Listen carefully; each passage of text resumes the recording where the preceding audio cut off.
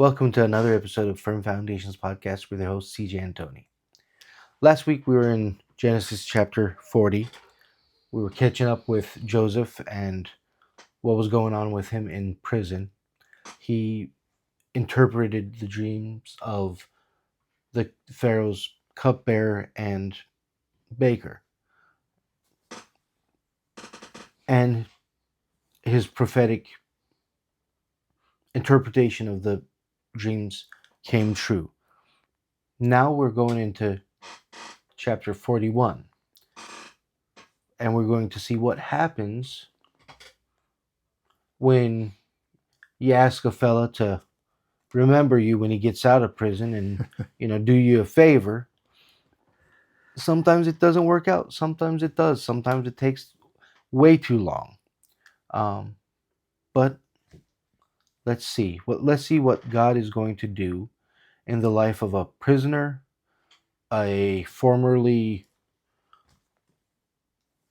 discredited cupbearer restored to his original position, and a Pharaoh. What troubles the Pharaoh at night? What keeps him awake? What bothers him on his birthday? And how does God have to do anything with any of it? Let's dig in. It's funny that the cupbearer forgets. Poor David. He's been in jail for 11 years already. What's 2 more years? Yeah. That's too I mean, he had it made. He was the big guy in the jail. We haven't really determined. Apparently he was in the guard's house at certain times, and then he was also in the dungeon, probably at night. But 2 more years. I mean, that's sort of like being in the military. You've got 18 years in. What's 2 more years? That's a long time. Okay, chapter 41. Then it came to pass at the end of 2 full years that Pharaoh had a dream, and behold, he stood by the river. Suddenly there came up out of the river 7 cows, fine looking and fat, and they fed in the meadow. Then behold, 7 other cows came up after them out of the river, ugly and gaunt, and stood by the other cows on the bank of the river. And the ugly and gaunt cows ate up the 7 fine-looking and fat cows. So Pharaoh awoke. And he slept and dreamed a second time. And suddenly 7 heads of grain came up on one stalk, plump and good. Then behold, 7 thin heads, blighted by the east wind, sprang up after them. And the 7 thin heads devoured the 7 full heads. So Pharaoh awoke, and indeed it was a dream. Now it came to pass in the morning that his spirit was troubled, and he sent and called for the magicians of Egypt and all its wise men. And Pharaoh told him his dreams, but there was no one who could interpret them for the Pharaoh. That's got to be some wild stuff right there. Watching these cows. Not the fact that they come out of the river, big deal. Maybe they're standing in the river just chilling out, but they come out of the river. Big fat cows, and then these skinny cows come up and munch on them. All right. That's how you get mad cow disease. Yeah. And then the second one is not so graphic, so to speak. Yeah. It's just some stalks of wheat. Yeah. But again, like we said last time, when it comes to dream interpretation, if there's something troubling, something different, something out of place, that's a sign that there might be something there. Well, that's out of place. Yeah.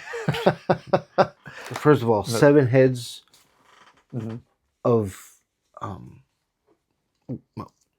almost said wheat, but whatever, grain on a single stalk is out of place. 1 head on each stalk is usually what you get. And like you said, 7 skinny cows eating 7 fat cows. First of all, fat cows are healthier. Mhm. They should have eaten the other ones. Right? But not only that, but the 7 cows, and he doesn't say it here. He'll say it later on. Right. Yeah. Um, the 7 skinny cows that ate the fat cows,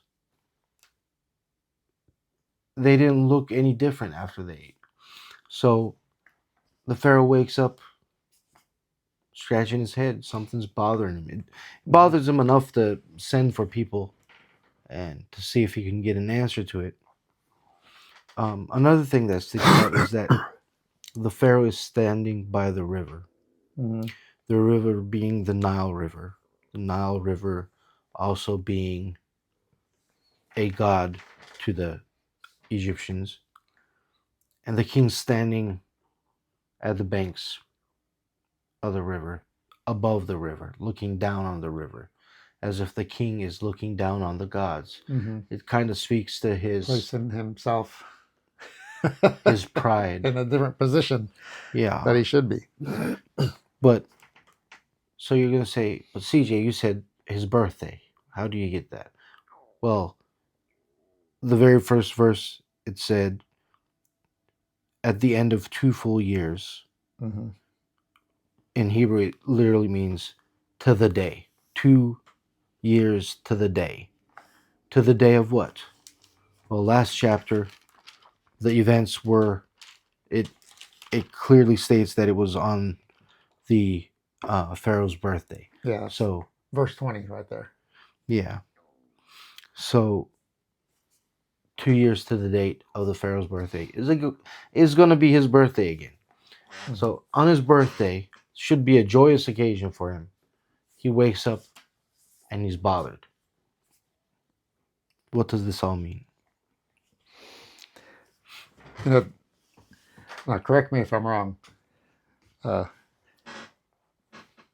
7 is the number of completion. Mm.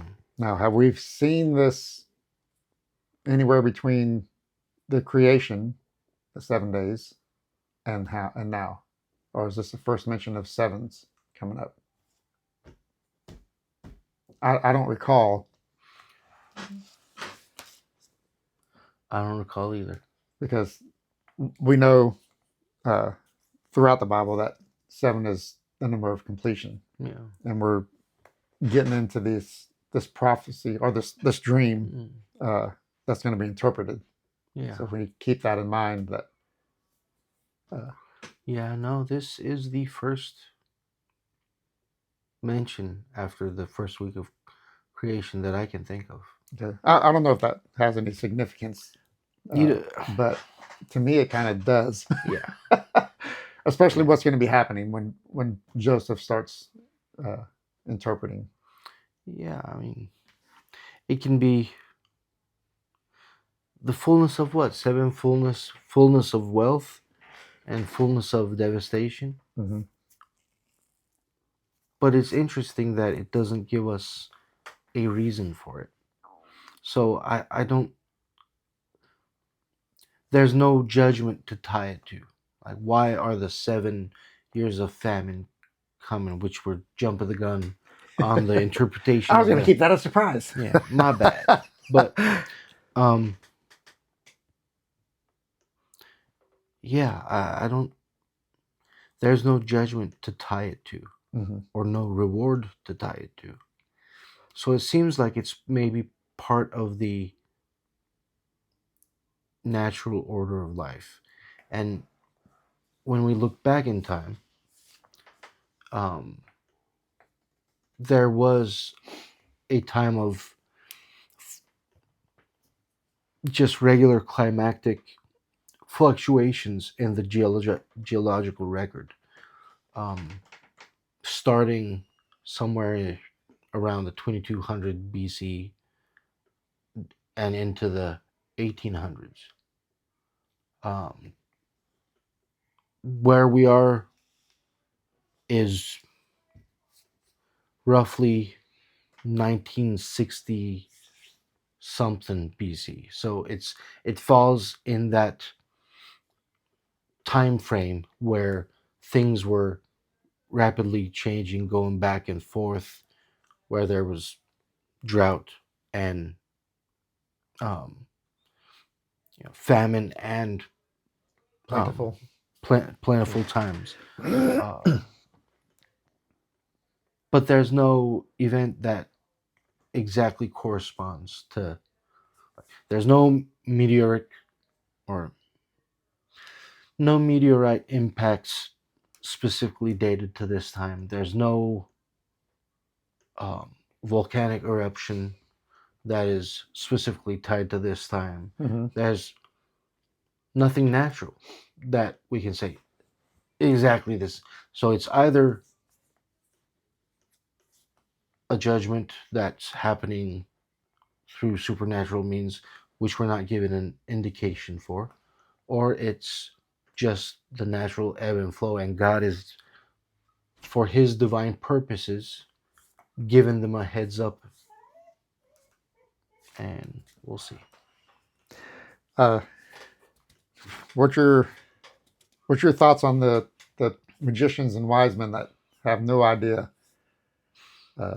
I mean, isn't that their job?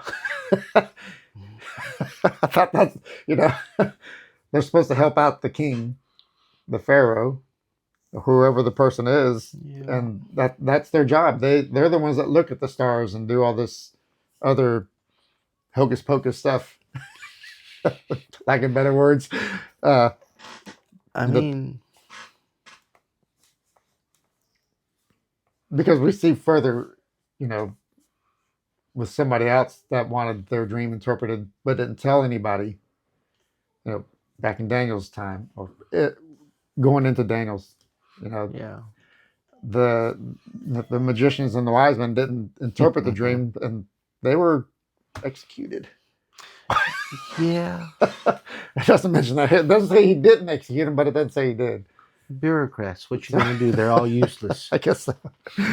Um, all joking aside, you know,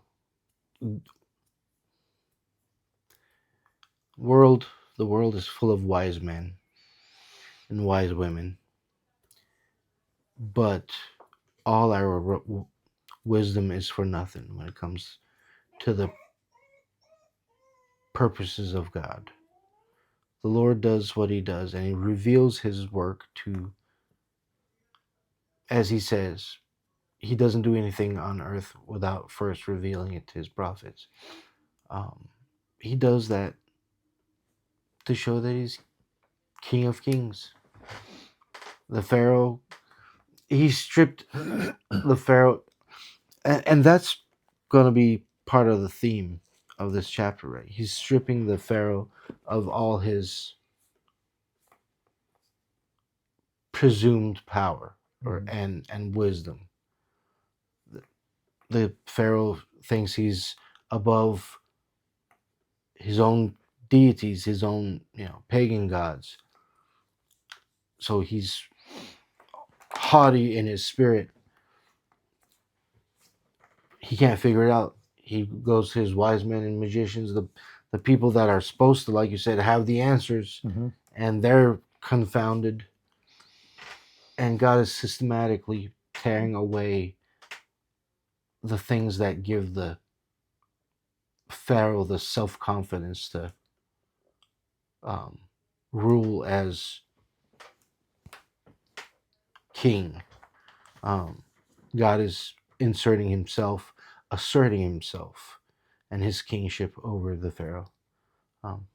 The Pharaoh just doesn't know yet. I like that,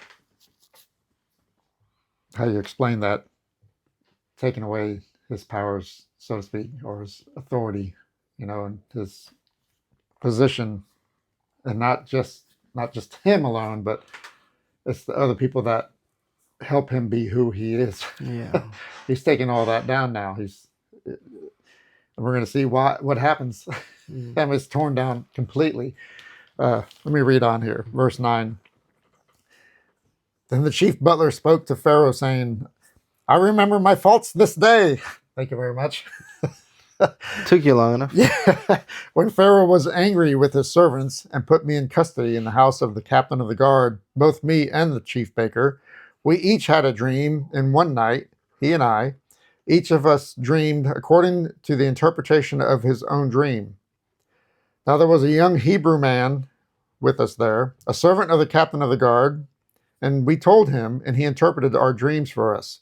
To each man he interpreted according to his own dream. And it came to pass, just as he interpreted for us, so it happened. He restored me to my office, and he hanged him. Hmm. So, and this was fun when we was talking about this earlier about the Yeah. he. Yeah. Who's the he? Like, he hanged us, or he hanged him, and he restored me. Well, who's the he? Normal. Most commentators, for one reason or another, whatever the biases they carry, see this as talking about the Pharaoh, because the Pharaoh is the one that did it, right? The Pharaoh was the agent of happening. It was on his authority to restore the um, cupbearer and execute the baker. But the cupbearer, retelling the story, is talking to the Pharaoh. To him, He would have said, "You, and you hanged him, and you let me go." just as he said it would happen, is what he should have said. But he said he did it. So who is the he? One interpretation could be God did it, but another more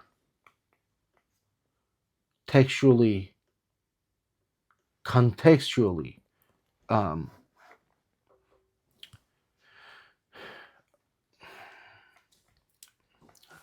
While you're thinking of that, okay, you said, maybe it was God, but we know that God is, when he is mentioned, his name is always capitalized, no matter if it's he, him, or whatever, it would be a capital.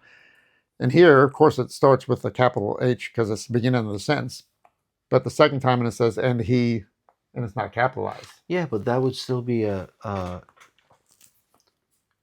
commentary on the text, because Hebrew doesn't have capital letters. No, but in standard Bibles that you read, But yeah, every time his name is capitalized. yeah, and that would be the translators or the editors' commentary on the text. Mm-hmm. They think that this is referring to God, so it's capital HE, or they don't think it's God, so it's lowercase HE. So they really don't know. But but if we're, and the word I was looking for was faithful, and I kept thinking about the Latin fidelis. I'm like, okay, come on, help me come to English. All right, thank you. Faithful. Um, if we're looking at the text and we're staying faithful to the context, if I'm talking with you, and instead of saying you did something, I say he did something, that he has to be the nearest agent, and that would be Joseph. That would be the other guy, the Hebrew guy in the prison. So he's saying he's the one. You, Pharaoh, thought you set me free and restored me. You, Pharaoh, thought you hung the other guy. But no, that didn't happen on your authority. That happened on Joseph's authority. So there's another teardown Another of his teardown. authority. And that, contrary to whatever men that are much smarter than me, admittedly, but we all put our pants on the same way. We all make mistakes, regardless of whatever their biases are. That interpretation goes better with the text and context. So, but how does Joseph have that authority? What authority does he have? Well, he's a prophet. And we remember that prophets have a certain authority about them when we look at, let's say, Elijah raising the dead, commanding drought, and commanding fire from on high, as if he's the one seated on the throne in heaven, when he's not, and we all know he's not, but he's carrying that authority because God put his name on him, which is something you brought up when we were first talking about it. Um, if you would like to remind us You have to draw my memory on that one. what Jesus told his disciples. Oh, yes, yes. You know, we have the authority, and he said, now I've just lost it. Whatever you bind on earth yes. is bind, whatever you loose on earth is loosed. He said, all authority in heaven on earth is mine, Mm-hmm. and I give it to you.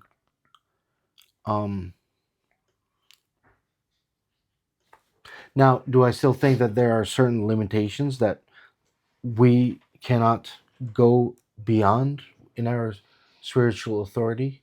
Yes, and those are still yet to be discussed.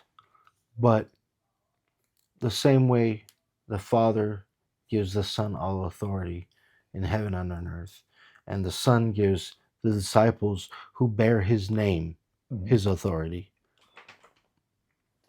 we're seeing that same dynamic here in Joseph's life, where the King of Kings and the Lord of Lords has put his name on Joseph, and therefore Joseph is carrying the prophetic mantle and the authority that goes with that. And that's the cupbearer has become privy to that. His eyes have been opened to that, and he's speaking. And this introduction is where we begin after the systematic tearing down of the Pharaoh's authority and his support system. After saying, look, you can't figure this out, but I know a guy who can, because he's a prophet of the Most High God, without using so many words. Mm-hmm. The Pharaoh is about to have a heart change, and we're going to see it actually in his own words. He's going to go from being the haughty, I am more mighty than the god of the Nile himself, to, oh, there ain't nobody that has the Spirit of God in him like this man. Mm-hmm. Yeah.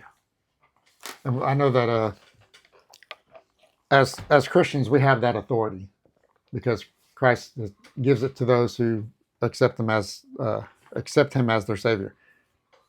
Old Testament did not have that. They didn't have that ability. Is not the right word. There's just a few people that had that power, so to speak. Yeah. Joseph is one. Moses was a big one. Elijah, Elisha. The few people, but after the resurrection of Christ, it was given to us by His own power to His own people, and that's Jew and Gentile, because we're all saved by His we're all given salvation through Christ. Yeah. Okay, but I like the fact that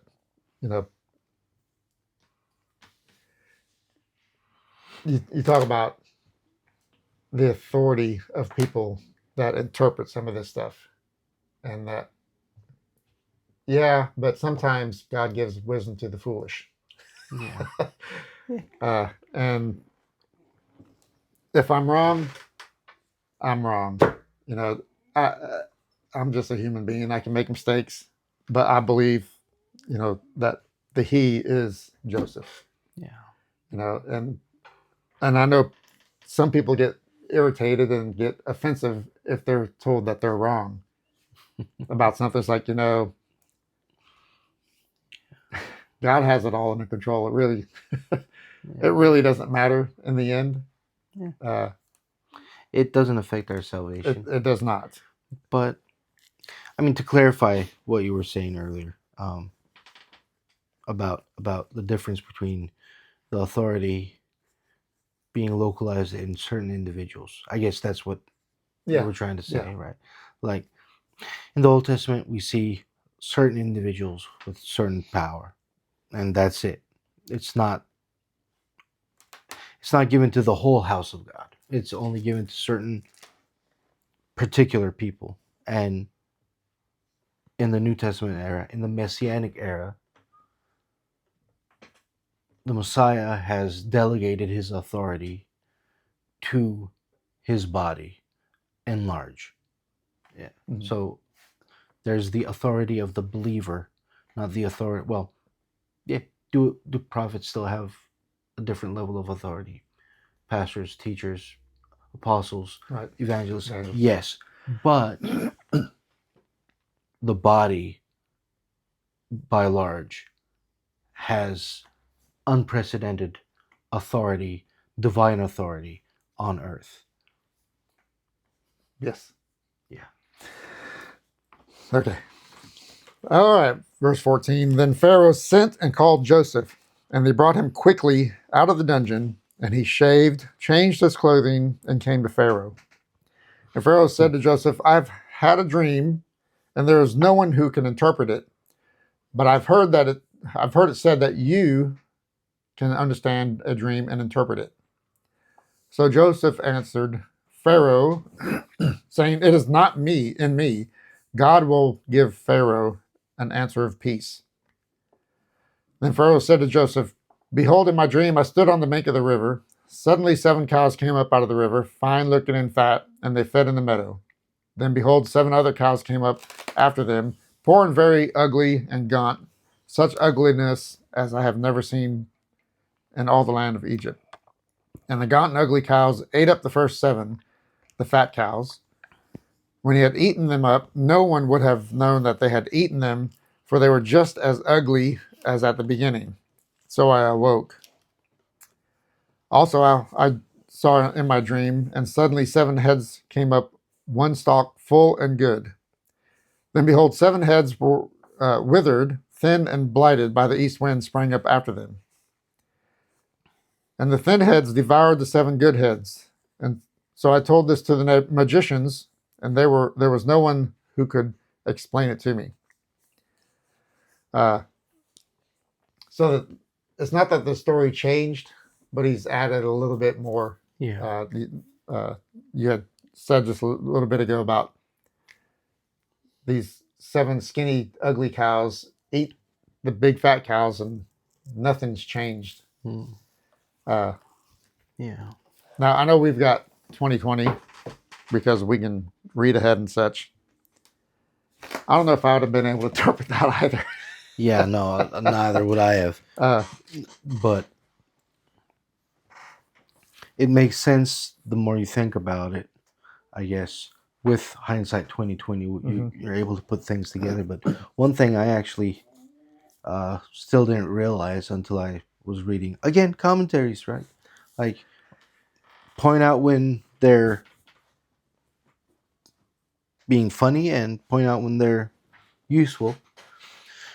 The sages looked at this and said, "Look, think about what a cow does for." It's clearly about uh, agriculture, Mhm. grain, and cows, and it's the Nile.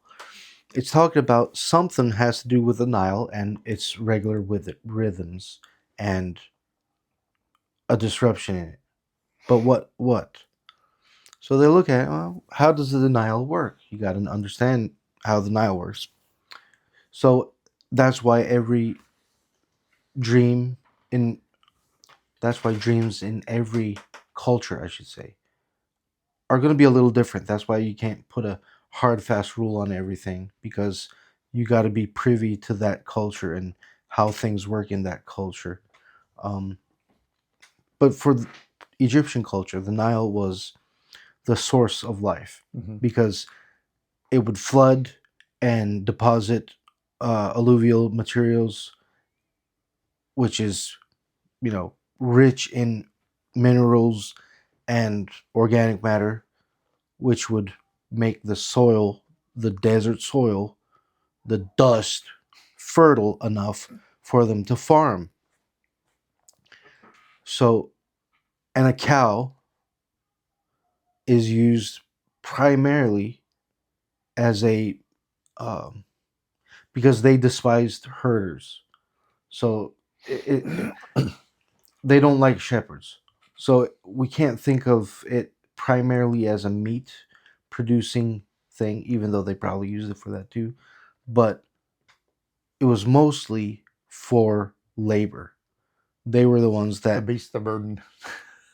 they pulled the plow. Mm-hmm. So fat cows, beautiful cows. The Hebrew is actually beautiful and fat fleshed. It's quite descriptive. And it's saying, look, these animals are powerful. The river must have been powerful. They came out of the river. So the river is delivering bounty. Mm-hmm. We're able to uh, sow and plow the land, and it's going to be good for 7 years. Seven what? Well, we're talking about the Nile and its annual cycle. So, it must be 7 years of plenty, but seven ugly cows, seven weak cows, seven coming out of the river. So there's a problem with the flow of the river where it's not going to flood the way it does Mm-hmm. annually. So we're not even going to be able to plow the land. It's going to be horrendous.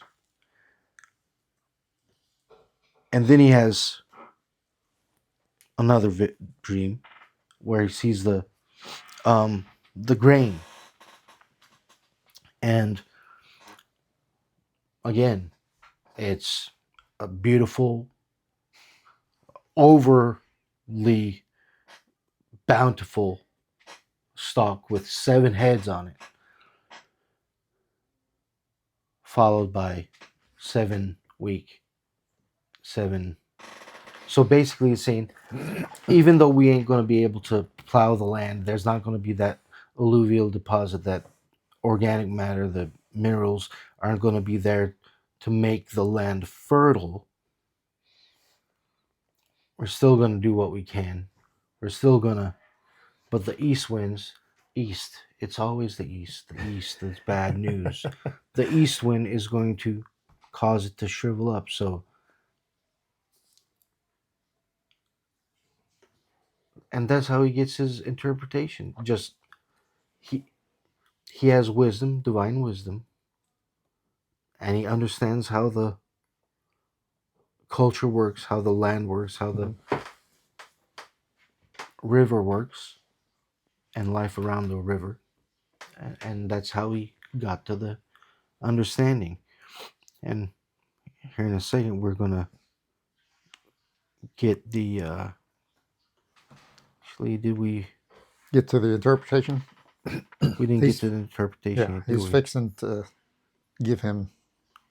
So I jumped ahead again. That's okay. I was going to say something, but I'd be jumping ahead. So, verse 25. Then Joseph said to Pharaoh, "The dreams of Pharaoh are one. God has shown Pharaoh what he is about to do. The 7 good cows are 7 years, and the 7 good heads are 7 years. The dreams are one. And the 7 thin and ugly cows which came up after them are 7 years, and the 7 empty heads blighted by the east wind are 7 years of famine. This is the thing which I have spoken to Pharaoh. God has shown Pharaoh what he is about to do. Indeed, 7 years of great plenty will come throughout all the land of Egypt. But after them, 7 years of famine will arise, and all the plenty will be forgotten in the land of Egypt, and famine will deplete the land. So the plenty will not be known in the land because of the famine following, for it will be very severe. And the dream was repeated to Pharaoh twice because this thing is established Mhm. by God, and God will shortly bring it to pass. Now, therefore, let Pharaoh select a discerning and wise man and set him over the land of Egypt. Let Pharaoh do this, and let him appoint officers over the land and collect 1/5 of the produce of the land of Egypt in the 7 plentiful years. And let them gather all the food of those good years that are coming and store up grain under the authority of Pharaoh, and let them keep food in the cities. Then that food shall be as a reserve for the land for the 7 years of famine, which shall be in the land of Egypt, that the land may not perish during the famine. Um, it seems like a very simple explanation to the dreams now that we read it. Yeah. uh, and I, as you stated before, the cows are the ones that do the work. They're the beast of burden. It's it's the grain that is the only thing that's going to be able to be stored up. Cows don't matter because you can't. They don't have freezers yet. Okay, General Electric hasn't come into business, so they can't store meats or anything that's going to rot. Vegetables, I mean, they only last so long. Uh, but grain is a dry. Even beans, they may have had beans that it doesn't say what type of grains. It just says grains. Mhm. Uh, those things they can store for a very long period of time. Egypt's very dry, so that's a big help. So there'll be less uh, spoilage because it's not going to be affected by humidity as much as it would here in Alabama. Yeah. Don't. Yeah. But and I didn't want to go into his uh, telling the Pharaoh his thoughts because you had something to say about that. But I'm just going on the fact that that's the only thing that they can store is grains. Mm. Uh, you know, beans, dried whatever. I mean, corn because they can dry the corn and use it as a grain. Yeah. Uh, Except they didn't have corn. okay, I said corrected. Well, corn. That's actually an interesting thing because the translators of the King James and KJV, um, in a previous chapter, I can't remember where now, actually translate the word grain as corn. Okay, But corn didn't exist in the old world until Columbus sailed the seven seas. seas, and Well, brought it from the New World. you're right. So, Okay, um, but either way, barley. yeah, Uh, what's another grain?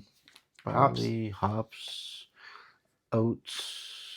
So all these grains. I just didn't want people to think that it's just wheat Yeah, alone, yeah. because that'd be like having manna for 40 years in the desert, right? It's kind of boring. What we're having today, bread. You know, What kind of bread? Wheat bread again. So anyway, but you've got some some thoughts on Joseph giving his interpret or his knowledge and wisdom of what to do. yeah. I mean, again, first of all, again, going back to interpretation, though, if a person has two dreams separate that are of the same meaning, as he says, it's set in stone. It's going to Mhm. happen. It's a word from God, and there's no changing it. So all you can do is mitigate the risks by diligent preparation. So if you at home are having dreams, repeated dreams, and you're not sure what that means, well,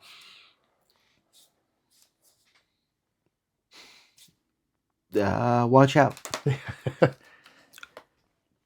But like you said, this prisoner, slave, standing in front of the king, just gives him unsolicited advice. Yeah. Who are you? What do you know? He doesn't know him from Adam. Who are you? What do you know? You were just brought here because allegedly you can interpret dreams. But his ability to interpret dreams, he's coming in. When we retelling the story, we tend to, like a father or mother freezes their child in their infancy, in their mind. No matter how old your child gets, he's always going to be your baby. We freeze Joseph in his 17-year-old self and always think of him as a weak, young teenager that's stripped of his agency and has no power, and he's meek, not in the true sense of the word meek, but in the sense that a lot of people take it as being weak, just weak and lacking self-confidence, lacking any agency. But here we're given a completely different picture. He comes in with authority. He comes in sure of himself. He comes in. He's telling the king what to do. Let there be no misunderstanding. Yeah, you're the king. Whatever. Here's what needs to happen. And and I'm sure he's doing it in a respectful manner, I would right? hope so. But he's asserting his authority as a prophet, um, without saying so. He's just doing it. Acts speak louder than words. Don't tell me you're a prophet. Do what a prophet does. And it's going to be interesting to see how the Pharaoh responds to that, because he's a changed man to some degree. To some degree. He's not the same self-confident, greater than the gods, looking down on the Nile man that is trusting his magicians and his wise men. He's going to look to his maid man here in a second. You know, uh, we know everything's not written down. Not every conversation is written down. Because we were talking earlier about you don't just go up to a king and start talking to him. Yeah. Same thing with the cupbearer. I'm sure he didn't just go up and say, "Hey, by the way, bud." he had to have approval to go before the Pharaoh in the first place, and then explain to him. And I'm sure that explanation was more than just saying that. Yeah. And like I said earlier, we can add stuff in there as much as you want, and to make it fit your agenda, so to speak. Yeah. But we really don't know what's said. What we're told is enough. Yeah. Yeah. It's just, again, like you said, we're at some point we're relying on analysis and the way we see it playing out. But in the end, this is the word of God. And the author, beyond the human author, has a very specific agenda, and he's painting a picture. And I've said this before. The sages have said that the Torah is like a 70 faceted gem, meaning that there's layers upon layers of meaning in it, just waiting to be discovered. And yeah, we discover that by, like you said, making assumptions and saying stuff, and you know, interjecting things that help explain it better for our way of explaining things. Hmm. But if we strip all that aside, the bare bones of the text is shaped, carefully sculpted by the one who spoke it to give a certain um to give all those 70 layers of meaning that, and most of the time we do have to read between the lines to get to those meanings, because words are not perfect. They're a blunt tool. It's like a hammer. A hammer in the I mean, to a hammer, every answer is a nail. Just hammer it. Um, it's really um, insufficient, but the meaning still comes across through the sculpting in the text. And how else do you? And okay, yes, the Pharaoh probably either said go on, or what now, or I see you want to say something. I'll go ahead, or just or whatever, using sign language or whatever, body language, might have told him to go on, and he's going on after that. But the Bible omits that, and that's part of the sculpting process. So the omission of that in itself is a signal to us to read it in a certain way. Hmm. Um, yeah, I mean, so no, I mean, I agree with you 100%. It's just, The things that we could put in there, yeah, uh, yeah. it's beyond measure. Verse 37. So the advice was good in the eyes of Pharaoh and in the eyes of all his servants. And Pharaoh said to his servants, can we find such one as this, a man in whom is the Spirit of God? Hmm. Uh, then Pharaoh said to Joseph, inasmuch as God has shown you all this, there is no one as discerning and wise as you. You shall be over my house, and all my people shall be ruled according to your word. Only in regard to the throne will I be greater than you. And Pharaoh said to Joseph, see, I have set you over all the land of Egypt. And then Pharaoh took off his signet ring off his hand and put it on Joseph's hand.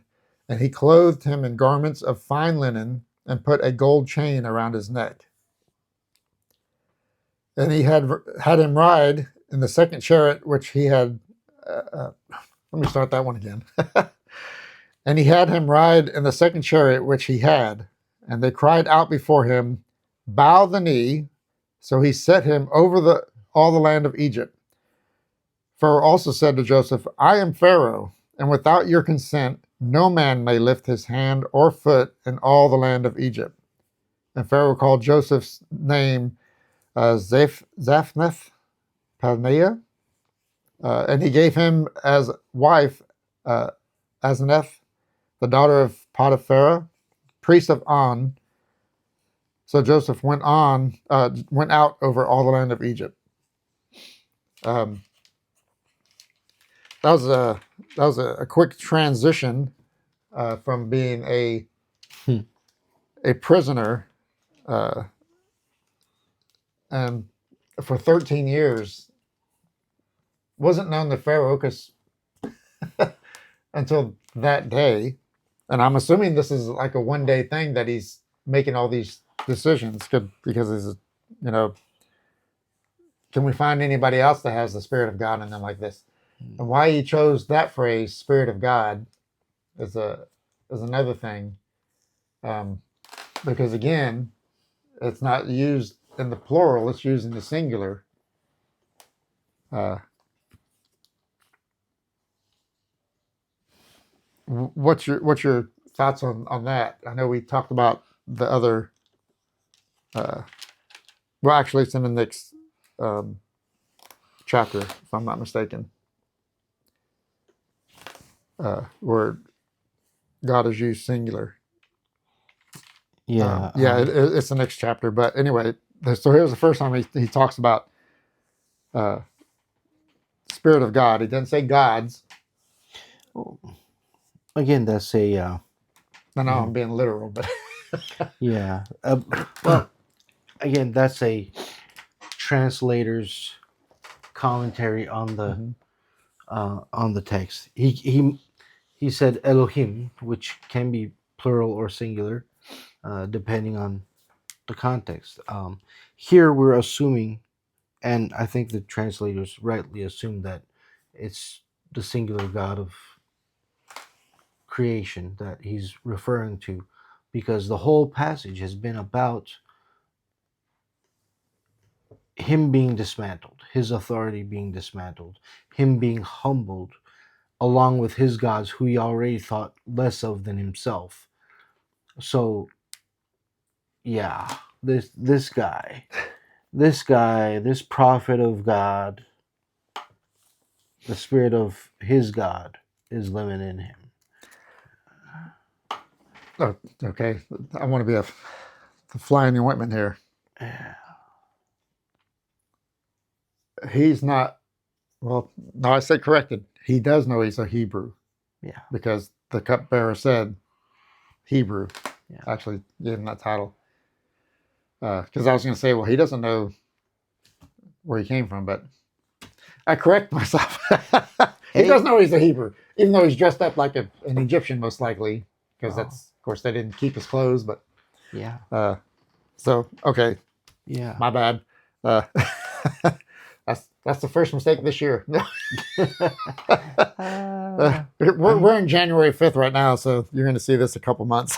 But hey, that's how learning occurs. Oh yeah.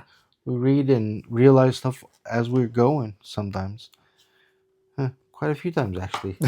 Just watch the previous 48 episodes. Yeah. So okay, so he does know he's a Hebrew, Mhm. and yet he's giving him automatically all this authority. I'm assuming automatically because he's. Yeah. It doesn't say anything about waiting a few days or let's see what happens. I mean, a good CEO is like a good king. They need to be able to be nimble and act fast Mm-hmm. as conditions change. So I, I'm agreeing with you. He's acting fast. He's not waiting. He's not dilly dallying. Because he's seen. Okay, oh, makes sense, and he has that inner testimony Mm-hmm. saying, "Ah, yep, this sounds about right," and nobody else could figure it out. So maybe I should listen to this guy. Right. Right. And there's, again, I'm going back with the impression, right? Uh, Everything that was omitted, I'm completely disregarding and just looking at the um, image created here. Mm-hmm. He sees this guy coming up.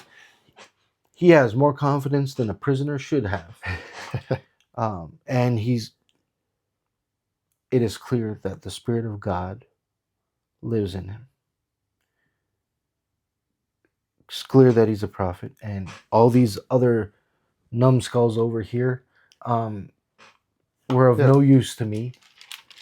Mm-hmm. I need this man to steer the country right now.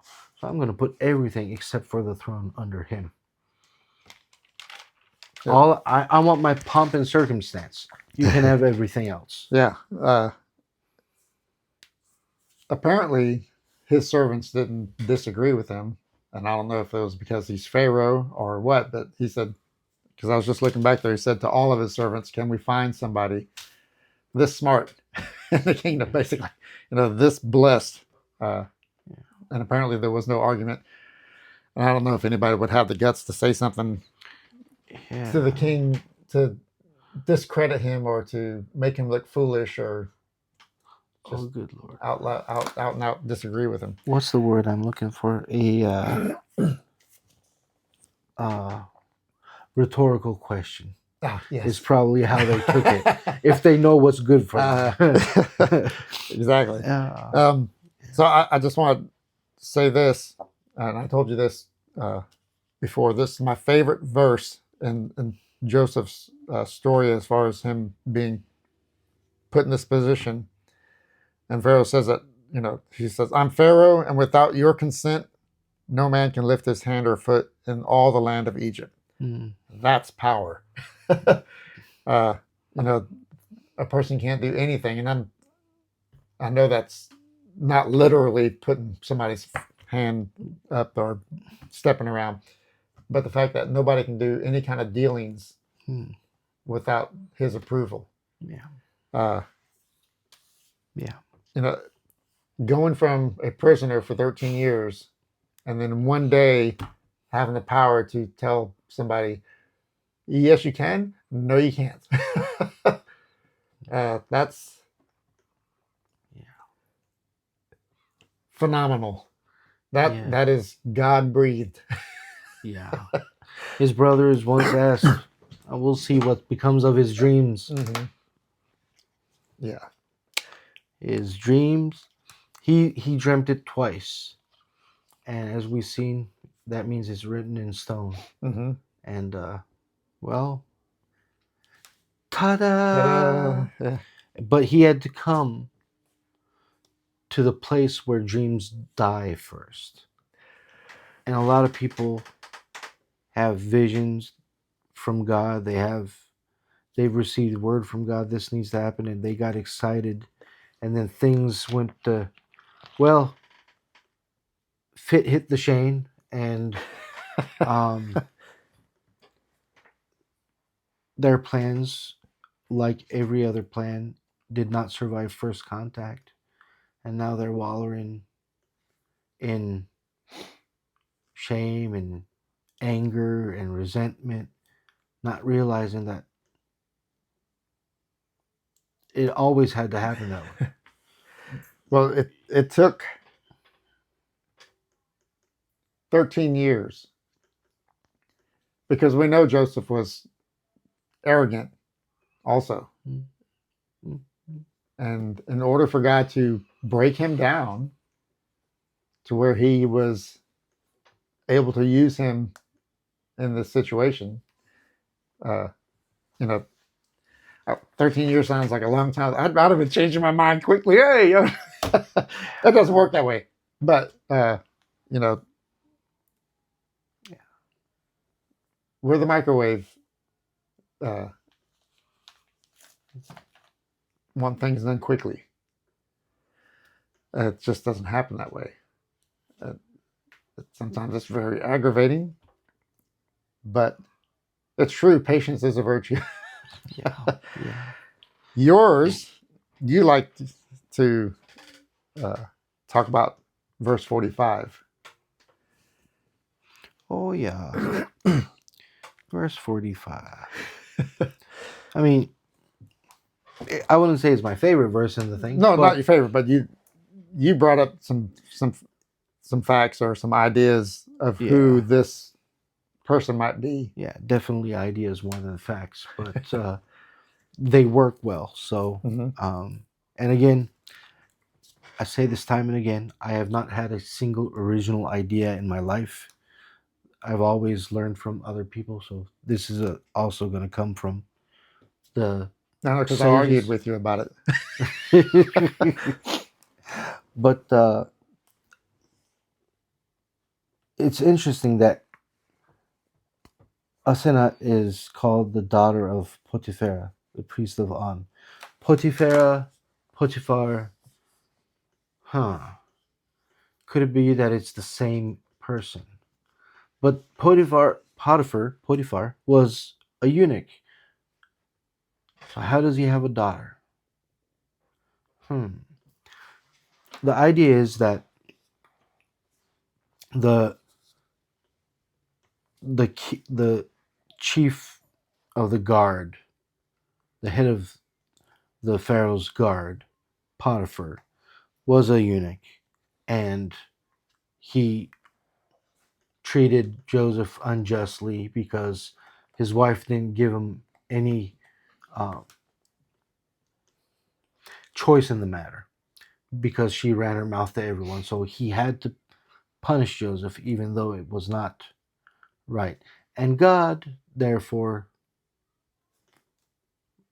perhaps punished Potiphar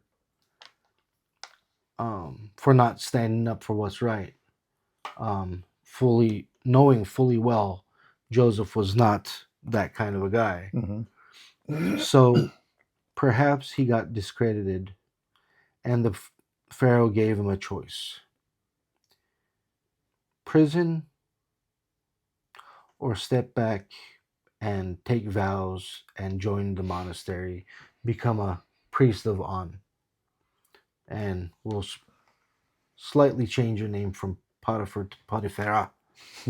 And perhaps he was further humiliated by his wife that was apparently um, promiscuous, and perhaps she got pregnant, and he was forced to raise the child as his own. Mm-hmm. She had to carry his name, even though she probably wasn't his. Um, and it, and then Joseph is rubbed in his face by his daughter being given away to Joseph as a wife. Kind of see what you did. Here's what happens to the righteous man. Here's what happens to the guy that does not stand up for righteousness' sake, and all this happens. I was just thinking, and I know that we disagreed on that because there again, there's interjection of ideas. Yeah. But you were saying that if it is Potiphar, that he's being punished for what he did to Joseph. But also, what's her name? Asnath, whatever. Anyway, his wife is also being punished because You mean his daughter? she, no, Potiphar's wife, the one that had the daughter. Okay. She is being punished also because she falsely accused Joseph. Now her daughter's being taken away and given to the man that she falsely accused. Yeah. That's a good point too. Yeah. It's just like you said, it's interjection, but it's based on what we know about God and how He works and the clues in the text. Like, what are the chances that two similarly named people Mm-hmm. are going to be in the life of the same person? And granted, Potiphar might have been, or the variants of it might have been a popular name. Could be. Just like Jesus was actually a very popular name in all its variations. But how does that speak of divine justice? Um,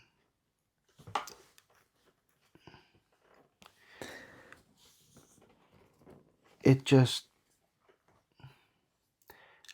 it lends itself to that interpretation, to that, and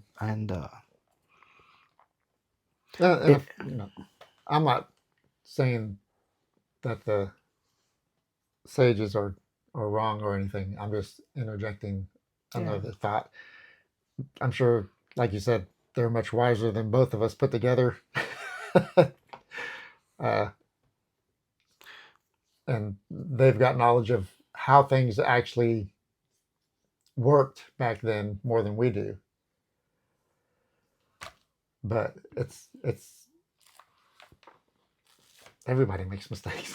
Yeah, exactly. I made that point multiple times myself. Like, there are times where I just do not agree with the sages either, but Um, because we're all human. We all make mistakes. We all put our pants on the same way, as my drill instructor once said, and that stuck with me. I love it. Exactly. I just haven't. I want the answer that provides the greatest explanatory power, to borrow a statistical term, um, or concept. Something that explains as many data points as possible, Hmm. and that's the and elegant. Be elegant at the same time, because I think there's a elegance to the way God works. So for me, eh, eh, it works. It works. It's not the gospel. It ain't gonna change our eternal address. But um, and if these banters, these going back and forth and reading between the lines and um, disagreements and agreements and all that stuff, if it's any blessing to you, please consider liking and subscribing. Maybe share. It only takes a couple seconds, but it will help YouTube know that other people might like it. And of course, then they are going to say, we'll be able to make more money if we put it in front of other people. And thus, the gospel and biblical knowledge will be propagated. So please partner with us through prayer and liking, subscribing, sharing. Comment. We'd like to hear from you. Please comment. That's, Yeah. I, if you want to even comment on how ugly I might look with my beard now or goatee, have at it. Because this is just during certain time of year, from the end of daylight savings time, and then I shave it off when daylight savings time starts again. Don't know why. It does keep my face warmer during the wintertime, that's for sure. Yeah. But, let us know what you think about our beards and goatees and whatever. But all joking aside, I think that's. You think we can go a little longer? Finish this? Well, we've been over an hour. Yeah. An hour and 9 minutes. Mm-hmm. Yeah, and they're still getting into what he's fixing to do. Yeah. All right. So I suppose that's it for today. If you would like to remind us about the. Oh yes, we have our address right here. As I said, please comment or write to us. We'd like to advertise your church, your synagogue, any Bible believing uh, organization. Please send us a T-shirt of your church. We'd love to advertise it for free. We'd definitely put that out there more than once, or a hat, anything that you can think of. Send us a brochure of who your church is, what the beliefs are, and we will definitely give that a shout. So that way, when people are in your area, they can maybe recognize after seeing these videos who you are, where you're at, and maybe shoot you a visit. So we'd appreciate that very much. All right. God bless you and keep you. May he make his face shine upon you and give you peace.